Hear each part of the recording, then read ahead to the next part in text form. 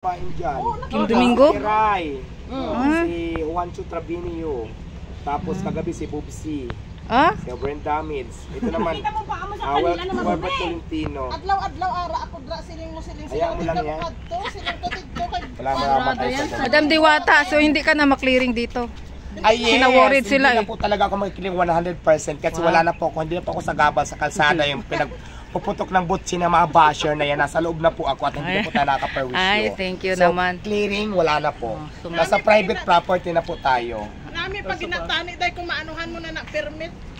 So may nagtanong Madam Diwata, hiring ka ba daw?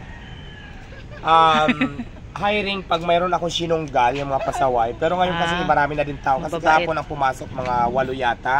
So, syempre, kinukontrol ko din yung tao ko dahil di ba mahirap din magpasahod. Syempre, saan ba kukuha ng pera? So, kailangan control lang din. Yung mga pasaway, yung kasi sa akin, pag trabaho talaga. Hindi pwedeng bawal absent. Banjing ka lang dyan. Kasi kailangan natin masuportahan yung customer. So, tas so, ngayon, pag hindi trabaho ang hanap mo, kabanjing-banjing, hindi dito ang hinahanap mo. Pero si Madam, si Madam Utlom, ay, hindi ko na alam kung nasaan siya.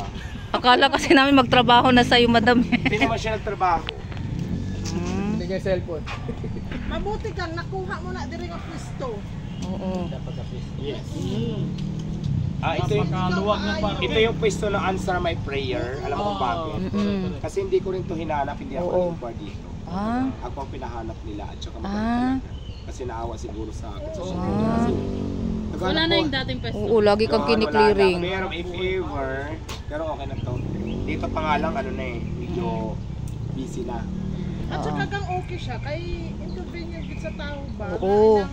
May parkingan, bisan sa may bayad nga 20, pero mas okay. Yes, mas safe. Kasi sa labas ka naman, pag na-record ka, what is 20 pesos? Kung magtutubos ka naman ng 3,500, ng 2,700, ng adlaw-adlaw nag-aagi kami. 1,500. Adlaw-adlaw kami nag-aagi, dumadaan kami. Ngayon ra kami nakachamba nga makakaon. Saan ba kayo? Seafoods dealer ba kayo? Seafoods dealer nga dyan. Ako lang sa, bangkero yan si kuya mo. Dati yan dyan din sa may, dito sa may, kasamahan niya yan sila dyan ni, dati, yung mga nagbabangka dyan.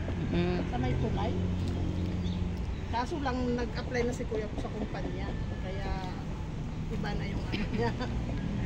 Madam Diwata, nagre-renta ka na talaga dito? Wala. Wala akong renta. So lang para yung maraming mag-park. Parking. May mga tao talaga mababait pa pala nagtitira sa mundo. Naawa sila sa'yo, lagi kang kiniklearing eh. Yun naman talaga yung one is the reason kung bakit ako nandito. Yung naawa talaga dito sila sa akin. Dahil nga, di ba, sa kabila ng pagpupursige ko sa buhay, labanan yung kahirapan. So marami talaga ang humihila pababa. Ramdam na ramdam ko. Ganun talaga yan, Ibis matuwa, ihilain pa. Ganyan talaga, mo na yan. Kung ano-ano mga paninira, kung ano-ano mga version nila para masira lang yung tindahan ko. Pero sigat talaga naniniwala ako na if you're doing good, talagang nandyan siya, kampi mo siya. Kahit anong ilang tao pa lang, ilang milyon pa lang hila siya pababa. Pag si Diyos, ang Diyos lang nagtaas sa'yo, wala silang magagawa.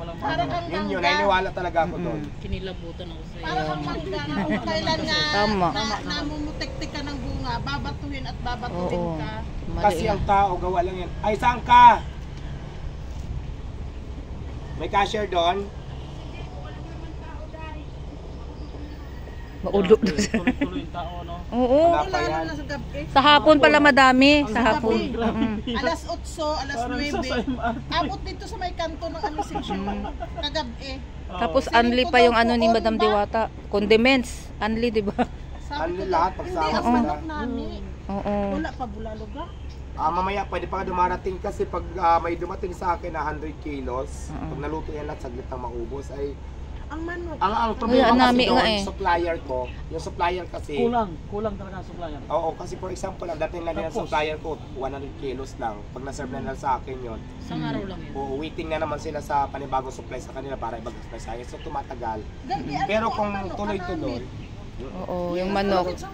Ang kawali din, crispy. Pag naglatag ka ng menu, talagang isipin mo na satisfied yung customer at the same time, may lasa din naman para balikan ka. At hindi lang yun. Kasi kahit ako kumain ako sa isang kainan na satisfied ako, nagustuhan ko, pag-recommend pa ako ng friend ko, dito tayo Oo. kumain, maganda dito. Oo, i-recommend So ka. yun yun. Sang dito, Ganun ang mindset ko eh, kami sa dito, negosyo ano ko. man, umaga. Okay lang dali. Oo.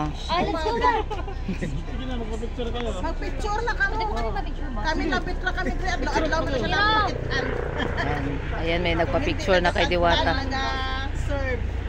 Sige. 1, 2, smile. Isa pa. Okay, tapos pa. Okay, 1, 2. Isa pa, isa pa.